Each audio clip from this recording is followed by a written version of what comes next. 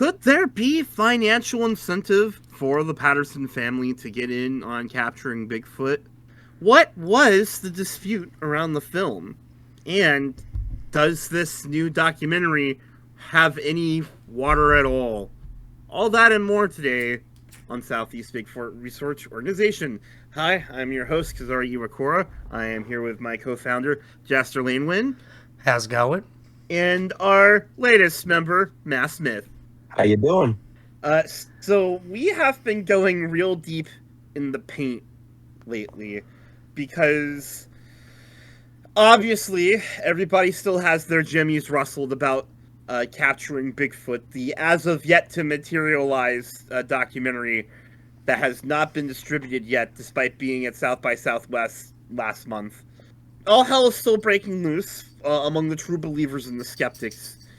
But we've been over here doing a little bit of detective work because there were a couple of things about this film that didn't feel right to us. We're not here to prove whether or not the film flat out debunks the Patterson Gimlin film. Let's get that out of the way right now. That is not what today's conversation is about.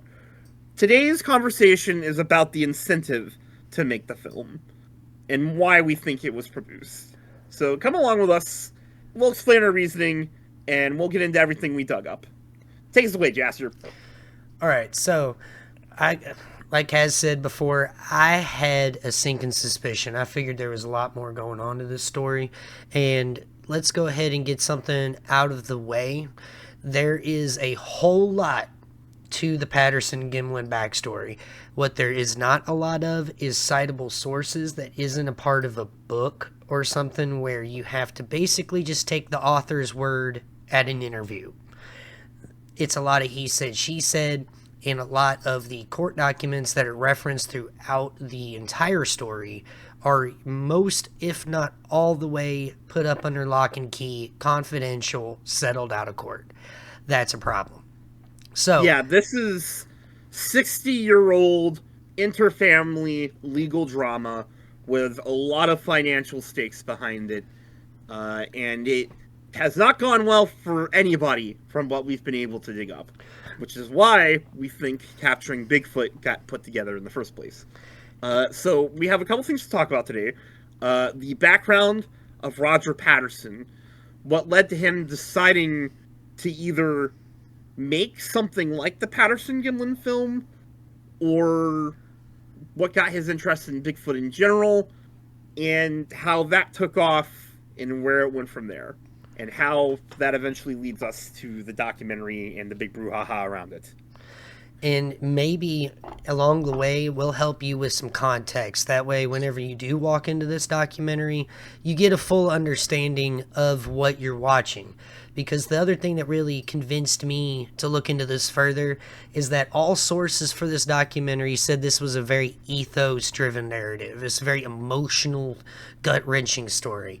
And for any factual-based situation where you're trying to debunk one thing or say something is definitively true or not, you can't be on an ethos-driven narrative. Let's get that right out of the way.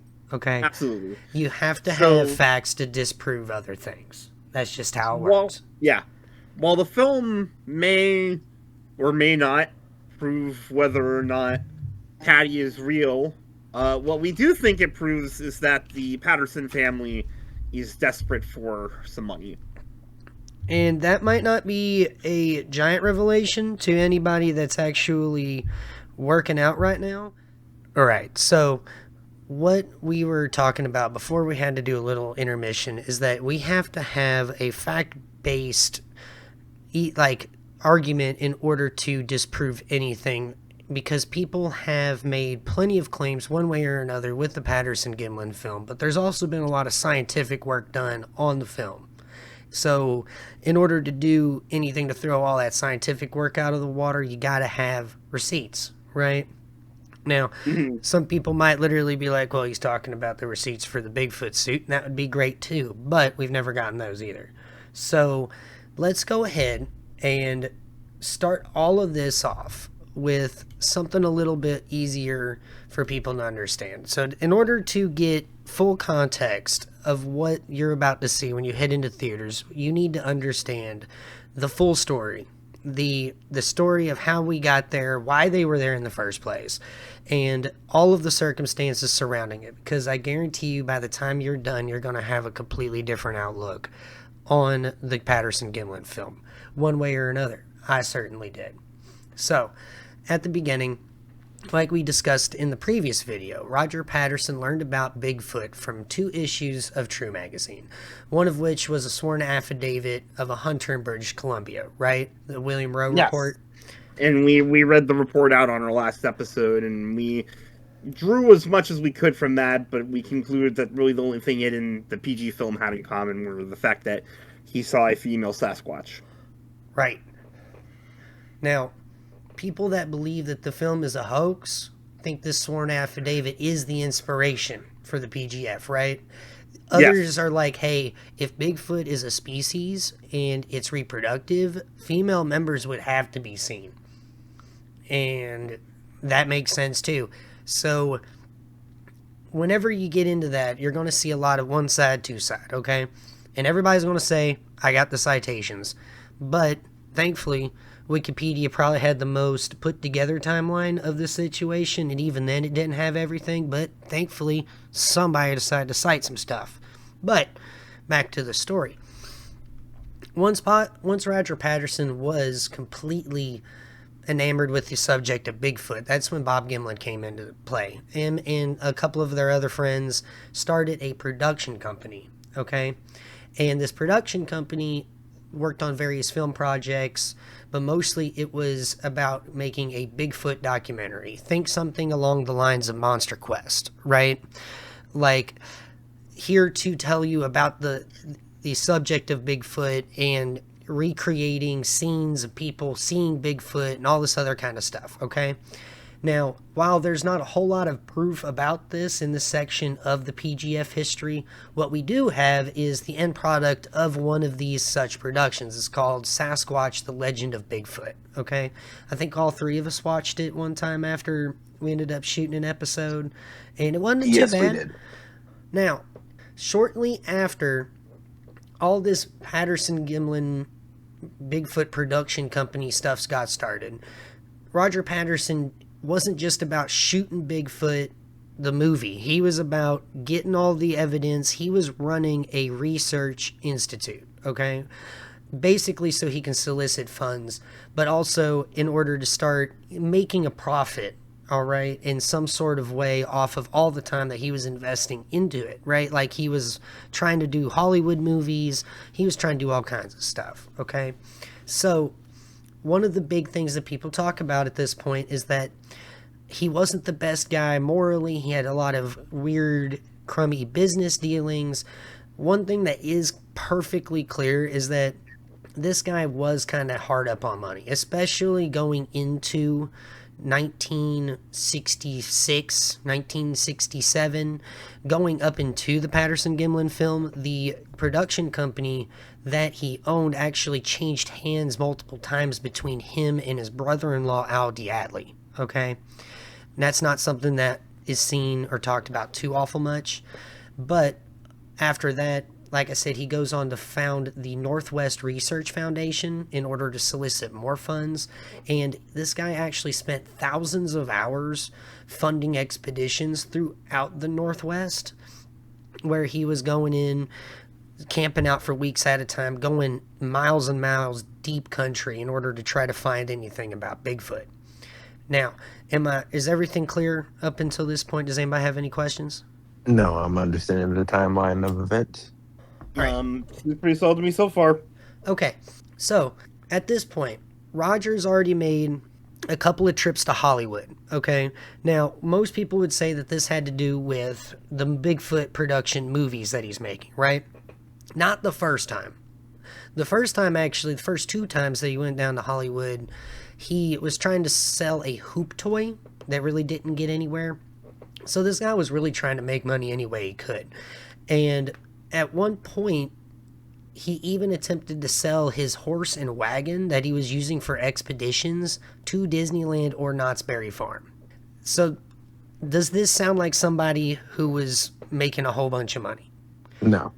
This is probably one of the biggest takeaways from the argument of this is a suit. Like the Patterson Gimlin Film is a suit, by the way, is that these guys were broke. By all accounts, all records we can find, these guys were broke by the time the film actually got recorded. Okay? Now, while we were not able to find any public records to substantiate the claim that Patterson was taken to court over writing blank checks, potentially including the check used to rent the camera that later took the PGF, everything else is starting to kind of line up. And we're going to err on the side of this being true rather than not, because all reports are indicating that these guys were hard up on money. Now, the people that are saying that he had bad business ethics, all that other kind of stuff, this really comes from the crowd of people that are on the side of the film being a hoax more than the claim being agreed upon by both sides. Now, I'll allow that ad hominem arguments tend to be one side or the other if you believe it or not, unless it's really glaringly obvious. So that is another thing, okay? The other big argument that everybody has is, how did they get a suit that was anywhere from 20 to 30 years ahead of its time technologically when they had no money, right? Multiple people have claimed to be the man in the suit, but one man in particular, we're going to introduce him right now. His name's Bob Hieronymus, okay? You're going to need to know this man's name anytime the Patterson Gimlin film is done, because this guy likes to self-insert himself into the Bigfoot conversation this way. This guy has said that he was the man in the suit for years. Then he said he wasn't the man in the suit. Then he said he had the suit. Then he said, let me demonstrate the walk with the suit. And it took him like 10 years to finally do that video. And it was not a good suit. Like, it's a meme. Like, I'll throw it up here. So you got to understand, this guy is constantly in this conversation for some reason. Let me try to explain that a little bit. Where Roger Patterson, Bob Gimlin, Bob Hieronymus, Aldi Atley, they're all from a small town community called Yakima, Washington, okay? It's a small town by all real metrics of the word, in the community sense, the cultural sense. And you can describe a lot of what's going on up until this point as small town guys trying to make a legitimate business for themselves and trying to make a decent earnable living, right? In a small town, that's not exactly easy things to do, but that's the American dream. You know what I mean? So Bob Hieronymus keeps claiming the suit is his. He had it. He was the man in it. All this other kind of stuff. One of the biggest arguments for the validity of the PGF is that while people who claim the film to be fake have had to pivot that story multiple times over the decades in order for it to stay relevant in the overall argument of the Patterson Gimlin film. This guy has to self-insert himself every single time, and he changes the story every single time. So we're going to go ahead and put Bob Hieronymus in the bad faith actor category, okay? Now, other things that people have talked about that are not really substantiated claims is that Patterson, upon his death, admitted the film to be a hoax, but there are no substantial evidence that's ever came forward to back that claim up. All right? So let's go ahead and talk about the Patterson Gimlin film. Now, are you guys good up until this point? Yes. So, from cross-referencing people that were close to Roger and Bob, we're going to go ahead and get a understanding of why they were here. They weren't there to film any sort of Bigfoot documentary, okay? That might have been something that we have said in the previous video. If so, that's not good, okay? We're going to go ahead and try and do our best to correct any things that we had said in our previous video about capturing Bigfoot, so that way it's a little bit easier for us, okay? That way we can kind of set the record straight on things that we have seen and things that we have said, okay? So, why were they there? So, Roger Patterson and Bob Gimlin were there because they had heard of Bigfoot reports in the area, okay?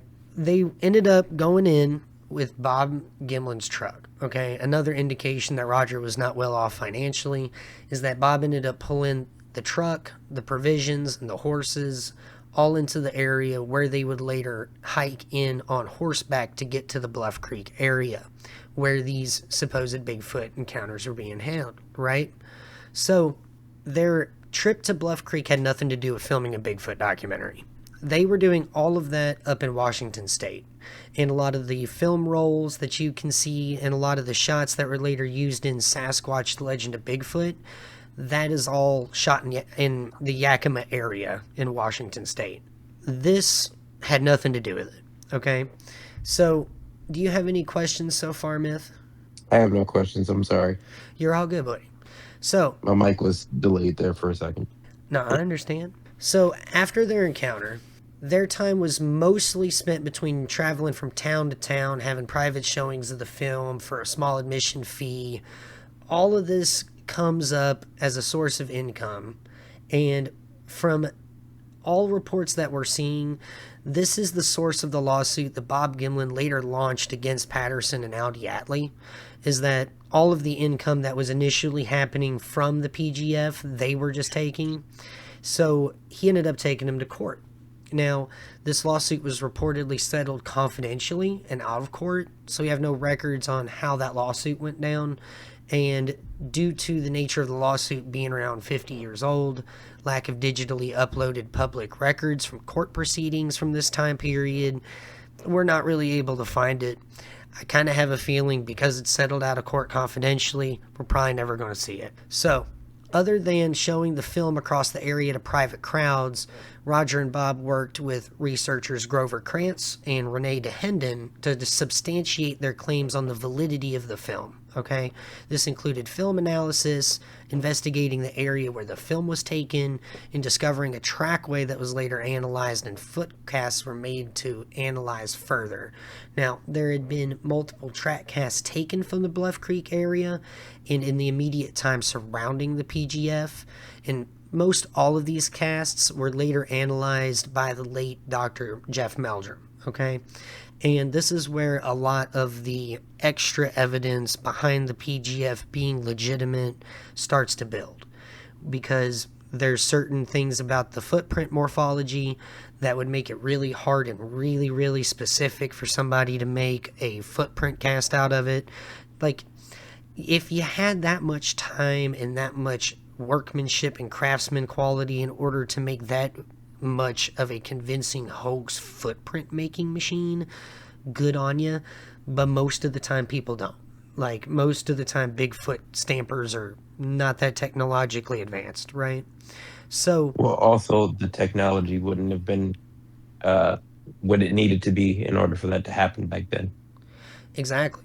Like, there's a couple of things that we're going to get into later about the suit that they make the same exact point, okay? So, the big question that goes on that you're going to need to know about the film's development, and this is something that might help get a little bit more context into the documentary itself, is that as far as the timeline of events surrounding the film's physical development, the Patterson Gimlin film's physical development, that's where the story gets unusual, okay? Now, according to all sources, the film was filmed on Friday, October 20th, around 1:30 p.m., give or take about 15 minutes. Now, in order to get this film developed within the time for the film to be shown and announced publicly when they did, the film would have to be shipped to a film studio with a machine to develop the film that's specific to that film, okay? That machine at the time costed about 60 grand, okay? Adjust for inflation, that's a lot of moolah. Now, the issue with this is that the places that could develop the film were not open on the weekends. So, according to Patterson and Gimlin, the film was handed over to Aldi Atley, who had connections within the business industry, and he made some sort of wizardry happen, and they were able to get the film developed over the weekend. Now, to this day, it's not clear where he took the film to be developed, and Al had made no effort to clear that up when he passed away, so we really have no idea where he went to go take the film. Now, this could be the connection to the Boeing employee, okay? Boeing is one of the companies that at the time would have had that film machine, and if he had some sort of connections with somebody, it is possible that maybe he took a whole bunch of the film that he needed developed for the Bigfoot documentary and this, just said, screw it, have him do all of it at one time, and part of it ended up being left behind and is now in the possession of a Boeing employee. That might be where they finally got the film made, okay? So we'll never really have an answer to how they got the film in the hand in order to start showing it the next week, okay? Whenever the film started burning across the entire world, okay, it became increasingly clear that the financial story behind the film gets very complex, all right? And evidence to support any claim within this story and any narrative within it becomes harder and harder and harder to verify. It seems as though technical ownership of the Patterson production company, like I said before, switched multiple times. Now, Al Diatley also owned a failing paving business at the time, and it looks like he was just looking to get behind a business that would turn a profit. Now, that is an important thing to note whenever the lawsuit allegations against Al Diatley and Roger Patterson ended up coming up from Bob Gimlin, right? Why would they do that? Well, Al Diatley had a bonus motivation in order to start making money off of the Patterson Gimlin film because he had a failing paving business to do in order to pay up with. And from what we understand, as soon as that all started paying off, he was done. Okay? Now, this financially backed motivation to his character is going to be pretty consistent in this tale over the years. And there's going to be multiple allegations of him improperly dispersing payments to proper parties over the years, multiple settlements being made out of courts. Just get ready. Now, what seems to be clear is that after the dust had settled and most of the initial investigations into the PGF film were made and multiple lawsuits were settled out of court, is that Al Diatley and Patricia Patterson were legally in possession of the Patterson Gimlin film. And we're the ones making money off the film, okay? Now, while there are claims that Bob Gimlin gets payments in the form of royalties, this would have to be something that was confidentially settled out of court, and he's never brought it up himself, okay? From what we do know about the financials with Bob Gimlin in this whole situation outside of the lawsuit is that Doug Highcheck from Monster Quest offered Bob Gimlin $1 million to confess that the Patterson Gimlin film was fake. You know what happened, Myth? Just take a wild guess. I don't want to say the wrong thing. No. So Doug Highcheck walked out with his $1 million. Bob Gimlin refused to confess that the Patterson Gimlin film was like a fake. Okay? So, to this day, Bob Gimlin has never wavered on the PGF, or the Patterson Gimlin film, until an alleged encounter that happened a few years ago. But as we'll discuss later, the events of that day aren't crystal clear, and there's reason to believe the people claiming that Bob Gimlin admitted to hoaxing the film have financial motivations for doing so, okay? We do know, however, now that Bob Gimlin's mental health is unfortunately in decline, and it's very likely that his mental decline started around the same time as this encounter that we're going to talk about later. And because of that, Bob Gimlin didn't likely have the mental capabilities to properly defend himself in an ambush interview, which caused Bob's wife to call security, having these people forcibly removed from the area, okay? This information should be weighed before passing any meaningful judgment on Bob Gimlin whenever we're talking about this interview, okay? Because there's a lot of hard claims about what Bob Gimlin said whenever this interview comes up. Now, we'll go ahead and bring it into the modern day in the upcoming release of Capturing Bigfoot, okay? Now, the extraordinary claims against the Patterson Gimlin film, this is big, okay? We're talking about having a film that is absolutely a trial run for the Patterson Gimlin film. We've got a huge storyline of everybody having bad blood, all this kind of stuff, right? But we still haven't seen it yet.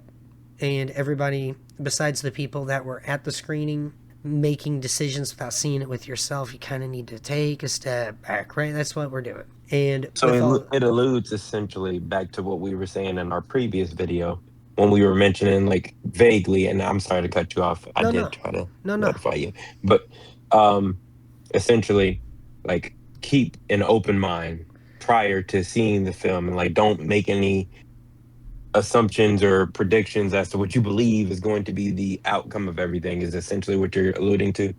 yes. And Okay. we've got a lot of financial motivation coming up, and we're going to start introducing the modern players. What we've done so Okay. far is set you guys up for this modern battlefield that's going on right now, right?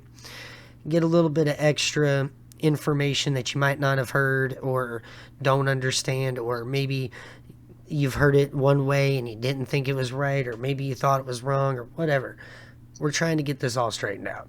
So, what's been bothering us here, and in particular me, about this entire conversation about capturing Bigfoot, is that when you take a step back and analyze the situation, including its lesser known financial context, the monetary motivations behind making the film becomes much more clear, okay? Now, what exactly do I mean by that? Let's go back and let's go ahead and single out two people out of this whole cast of characters.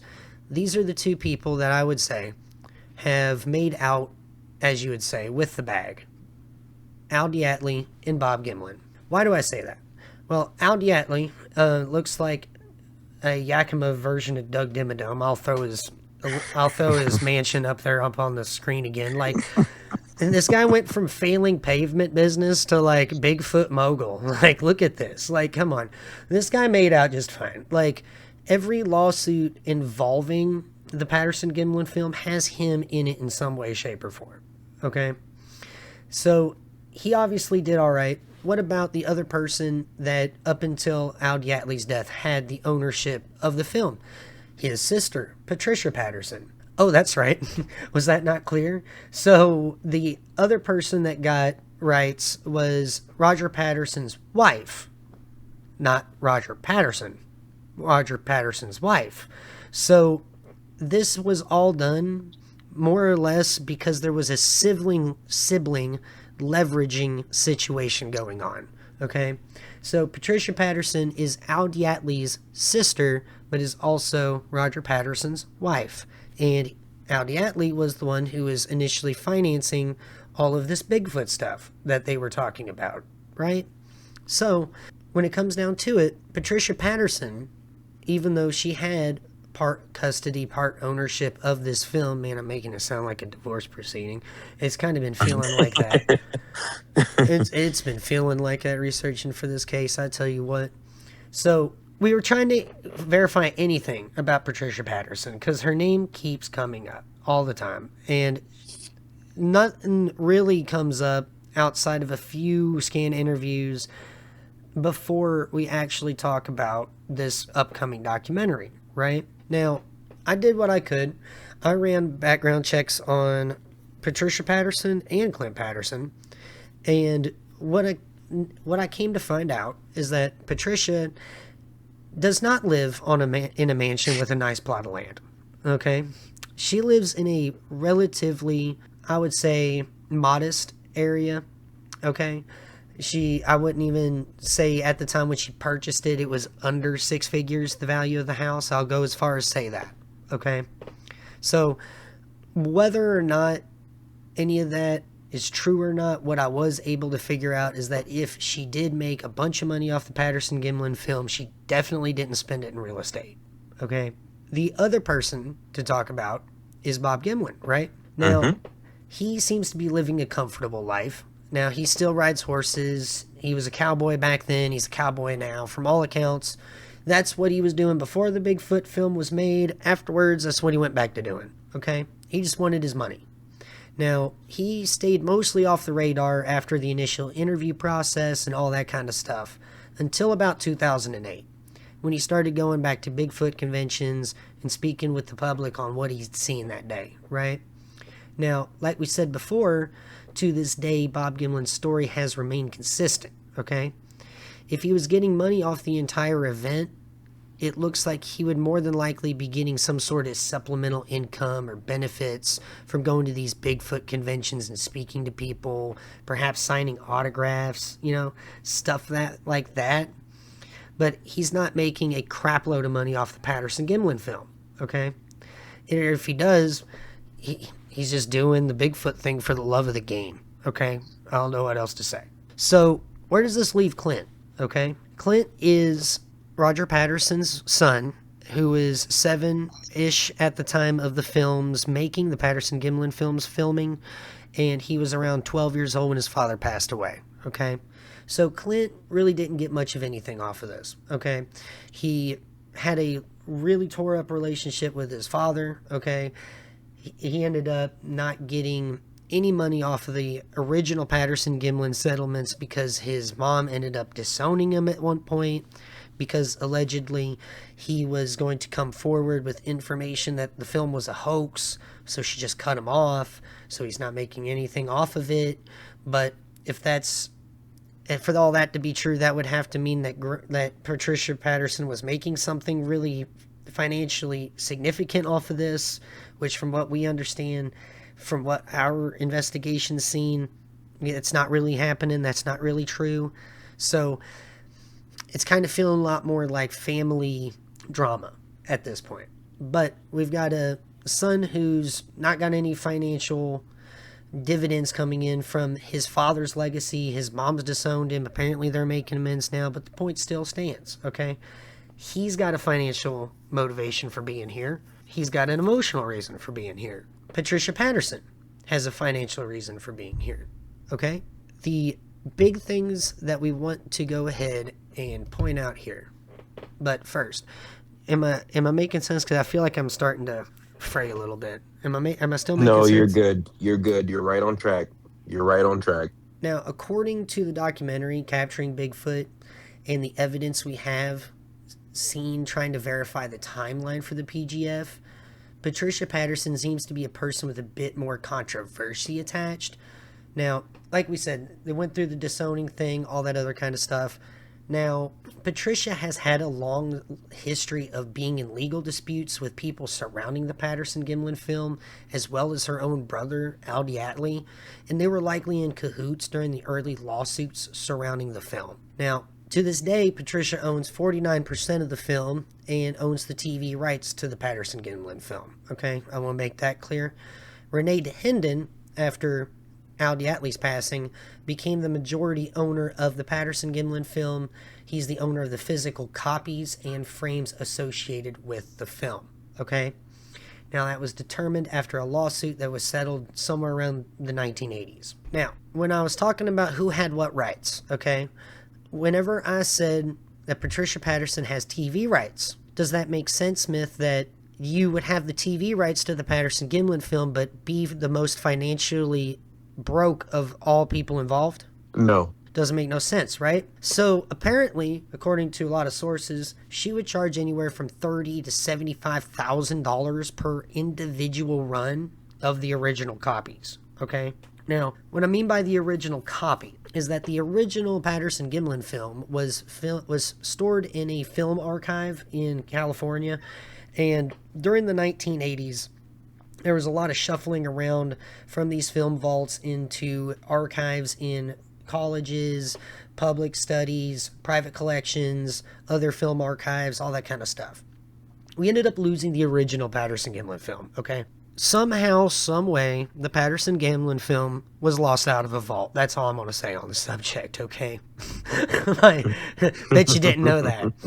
So, all we have now are the copies, the original copies that were made from the original film. And all of the stuff that we've seen from this point on, all of the Patterson Gimlin film views that you've personally seen, those are all copies of a copy of a copy of a copy, okay?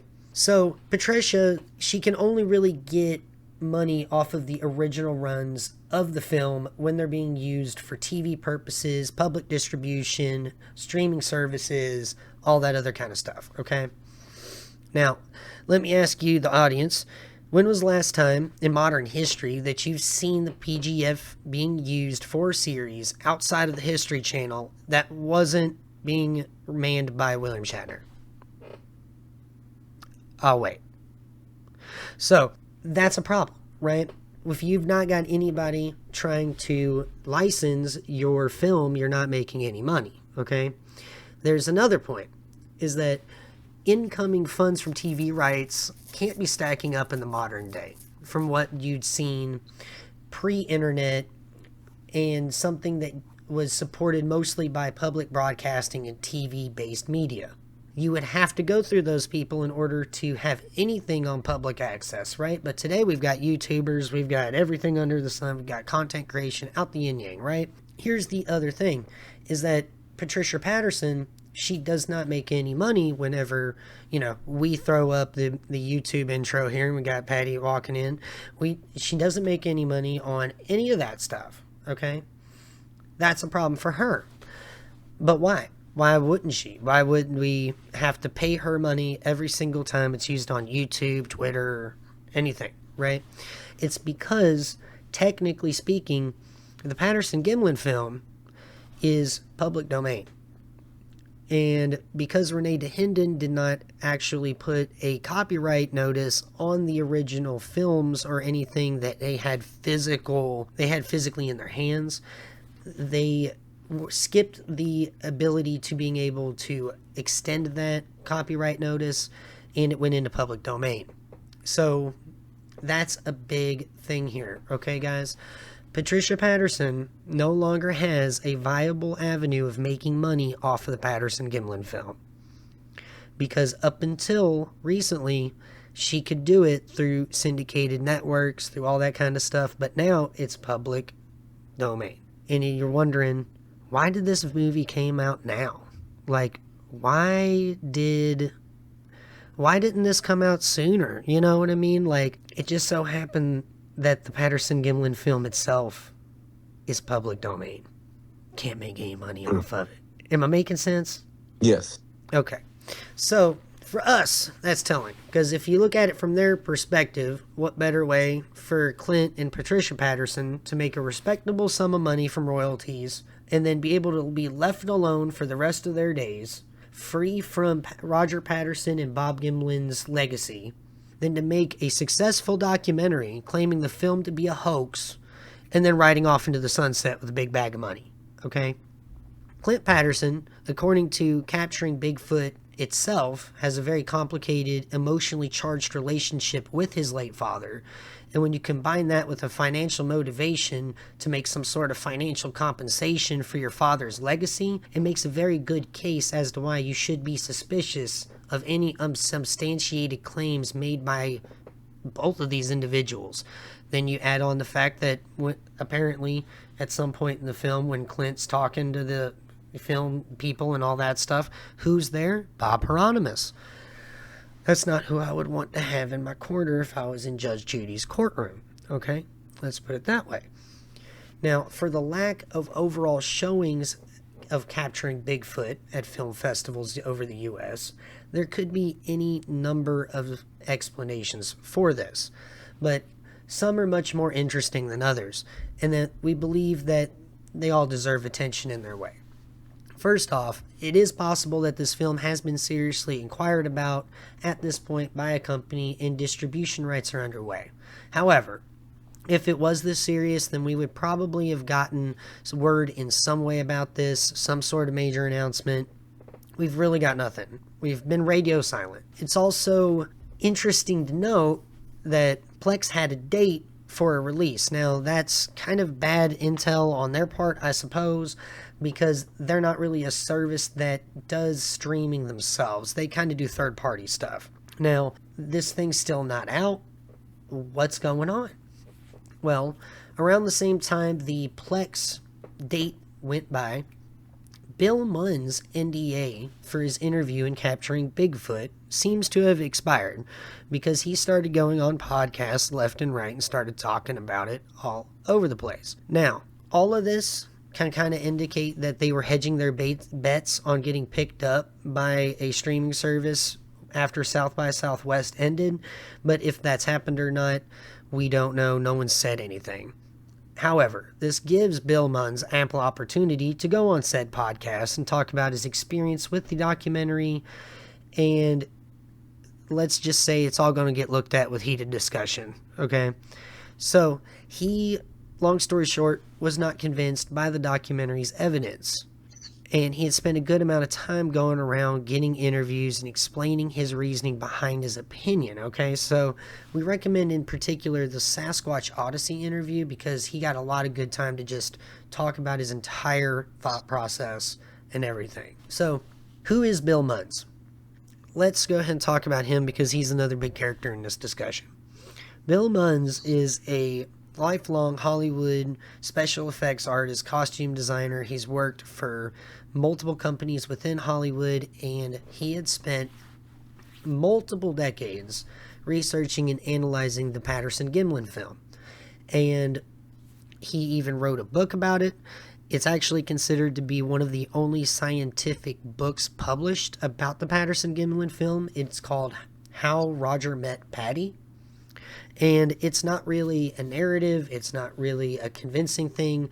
It reads more like the Bible, where it just lays out info, references, and everything you can get. Needless to say, this guy is about the most well-known expert on the film, and he's the most well-respected across both sides, okay? So whenever he got interviewed about the Capturing Bigfoot interview, or documentary, it made sense. Because who else to really analyze the film that was still around whenever it was in its heyday, that's still around today, than Bill Munns? And apparently, they ended up going in and interviewing him for about 5 hours, is from what we understand. That's according to him. Now, we'll see how much of those 5 hours make it. But let's put it this way. A part of him going on the podcast and talking about everything is that he wanted to make sure that his opinion was properly out there before the movie went out. So, needless to say, I think he has some sort of inclination that things that he's said in that interview are probably going to get taken out of context. So, let's go ahead and get into the part that may or may not be substantiated. We are working on this. We actually have some guys that are working on corroborating this information and seeing how much of this is true or not. But we're going to go get ahead and get into the controversy behind the filming of Capturing Bigfoot. So, according to some people, there are other reasons why this film isn't getting shown in other film festivals, okay?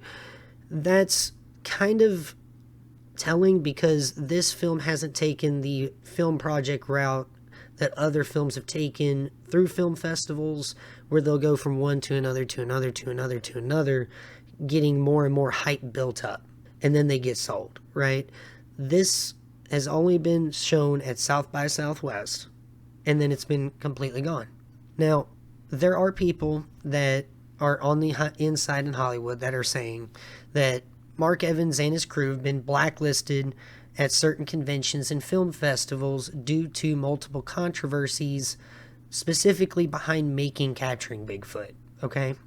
This includes, but is not limited to, an encounter with Bob Gimlin, where they forced their way into a conversation with Bob at a Bigfoot convention and attempted to get him to admit the film was a hoax. Now, as we stated earlier in the video, this is during a time when Bob Gimlin was likely beginning his mental decline and is a bit more well known today than it is then that he is in mental decline, okay? So, Bob Gimlin's wife had to step in before Bob started having a medical episode, and they were escorted out of the area by security, okay? Another such case of them ambushing people that are proponents of the Patterson Gimlin film being real happened a little bit later to the late Dr. Jeff Meldrum. Now, that's someone who, according to most people who knew him, he was someone that would be pretty susceptible to being ambushed by people, making him ask questions, making him think that things are completely 100 when they're not. And that's why he likes to do things in a more structured format. He likes to do things more in a town hall format. That's something that me and Kaz seen for ourselves, actually, when we went to the Red River Gorge Bigfoot Expo during its inaugural year. He was one of the guys there that was actually talking. And he really liked the town hall format because he was able to talk to people, but he was able to kind of mediate how much information's going and coming and going. And an ambush interview, for a lot of people that know him, is not something that he's built for. Okay, we say all this because according to the report, the Capturing Bigfoot crew allegedly approached Dr. Meldrum in such a way that could be considered a press ambush, and showed him the film without having proper time to access all the evidence behind the film itself. And they assured him that the timeline for the video was correct whenever he looked at it, and he appeared pretty crestfallen at the film, right? However, Bill Munns has later clarified in later podcasts, and like, this is still before the actual film gets made, by the way, or film gets distributed for the public, so we still haven't actually seen the film itself. The big thing that Bill Munns is saying is that they told Dr. Meldrum that this film had to have been taken before the Patterson Gimlin film. But what they have is a manufacturing date on the side of the film canister, okay? It is important to note that in those old film rolls, they do not have date stamps associated with them. You can't really see much of that unless you have 100% access to the original film. And with that, that's if somebody took the notation themselves. The date that they had on the can that they were referencing as the date the film was recorded is a manufacturing date, okay? What's important about that is that the manufacturing date is not the date that it was recorded. It was the date the film was made and put in the can and put on a shelf. So another thing Bill Munns has said about this is that that film canister, at least during that time frame, had a reputation for being old stock by the time it hit the shelf. That meant that after it was made, it sat on a manufacturer's warehouse for a couple months, a year, who knows, and then it was shipped over to a retailer for sale to a consumer. So the likelihood of this film being used weeks or a month or maybe a couple of months after it was manufactured is low, especially given market trends at the time, okay? So what this is telling us is that along with the type of individuals behind the scenes of Capturing Bigfoot, people like Clint Patterson, Patricia Patterson, Bob Hieronymus, and others, the actions of the film crew taken in order to get interviews for this documentary lead us to question the validity of the claims made by the documentary in the first place, almost solely by credibility of the people making the claims alone, okay? Until the film itself is publicly accessible, there's no way to tell. But because of its limited showing size and no one submitting a leaked version of the film on the internet, we'll have to wait until the documentary releases to go into particular points in greater detail. However, it's interesting to note that leaks for much bigger film projects happen all the time, and not a single thing has shown up yet, okay? That's something that just keeps blowing my mind, is like, we always get Marvel early, like we get Pokemon leaks early all the time. We can't get this documentary? What? Nowhere? Like, if this was really the Shore Shot, like, you would tell me that there'd be some sort of stuff behind it, there'd be a leak somewhere, something. It got picked up by Warner Brothers, you know, like, none of these things are happening, okay? Now, when the film is finally released, okay, it needs to be given the same amount of scrutiny as the film it is attempting to debunk, okay? For it to be making such claims, the evidence presented needs to corroborate those claims. And the parties involved need to present their story with facts instead of holding on to past strategies of people attempting to debunk the film and moving to proverbial goalpost every time a valid point is made against their arguments. Whenever we're able to see the film publicly, we need to take it, we need to take a step back, we need to analyze it objectively instead of making a gut reaction and going with it, okay? Because in the end, we've been in this position before as a community, but a whole lot of us are new here. So maybe you haven't, okay? We certainly haven't lived through a scandal like this in our lifetimes, and if this does prove the Patterson Gimlin film as a hoax, we'll have a lot to adjust to in terms of viewpoints, hypotheses, other speculations into the Bigfoot phenomenon. However, what's obvious is that as the debate around the topic grows, the potential clicks for the new documentary inevitably rises, which is exactly what the people behind the documentary want, right? So keeping any information about this documentary and what it actually contains, especially any potential points that under scrutiny can paint the documentary poorly, all that needs to stay under wraps until it comes out in theaters, right? And makes more people want to see it directly upon release. However, in today's modern landscape, various forms of file sharing, free streaming services, and other legally gray areas, we'll call them, all that still exists. So, will this strategy work out for them? Will keeping the lid on Capturing Bigfoot allow us to all go and rush to the movie theaters and see it? We'll see. Or are there going to be people sailing the seas as they always were? Only time will tell. But the people that are most needing this paycheck are Patricia and Clint Patterson. And they're the last ones really around that are still directly connected with the PGF, and maybe they're just done with it. Maybe they're willing to say whatever it takes to get them to be left alone. Maybe they actually have something. We'll never know. Well, we will know when the movie comes out, but kind of have to have a bit of a cliffhanger, I guess. So, let's go ahead and wrap this up a little bit. Myth, do you have anything you want to say, bub? Yes. This is completely unrelated to what he was saying just a second ago, but this is something that has been on my mind, and I wanted to go ahead and share this with you guys. We love the interactions that we're getting in our comments. And I think a big thing on this particular instance is what I would like to know from you guys is, what is your favorite video? Timestamp your favorite part of the video. Let us know what it is that we're doing correctly. And like, comment, and subscribe, and share us with your Bigfoot friends, as Jaster would say. Oh yeah, baby. So, we hope that this actually puts some stuff on the table. We were hoping that this helps you guys with some information and get you some extra context going into the Bigfoot documentary that we're all anticipating so greatly, right? But whether or not you're walking in there thinking, oh, it's a hoax, or oh, it's real, and you're looking to get disproven one way or another, maybe the more interesting thing to think about is who gets paid and why that matters. But until next time, I'm Jaster Wynn with the Southeast Bigfoot Research Organization, and you all have a wonderful night. Bye-bye. Adios.